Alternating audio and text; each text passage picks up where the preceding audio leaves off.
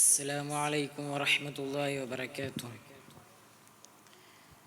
بسم الله الحمد لله الصلاة والسلام على أشرف رسول الله وعلى آله وصحبه أجمعين أما بعد.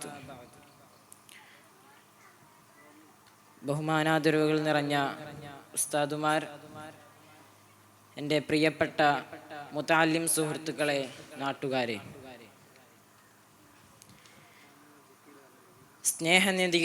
സ്നേഹനിധികളായ മുത്തുനബി സല്ലല്ലാഹു അലൈഹി വസല്ലമ തങ്ങളുടെ വിനയത്തെക്കുറിച്ച് ബറക്കത്തിന് വേണ്ടി ഞാൻ അല്പം പറഞ്ഞു നിർത്താം.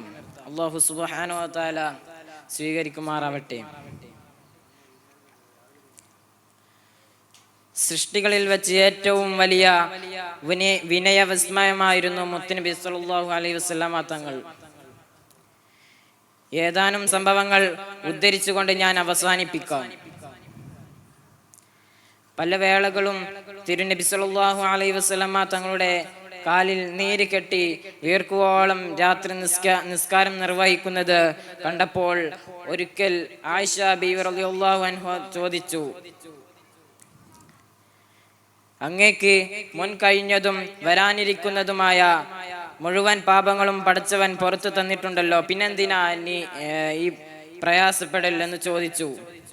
അപ്പോൾ മുത്തുനബി സല്ലല്ലാഹു അലൈഹി വസല്ലമ തങ്ങൾ പറയുകയാണ്,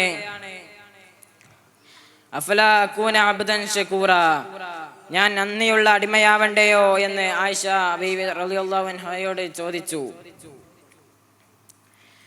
ഒട്ടനവധി തവണ ഇസ്തിഗ്ഫാർ ചൊല്ലിയും ഇതോടൊപ്പം ചേർത്തു വായിക്കേണ്ടതൊന്നാണ്.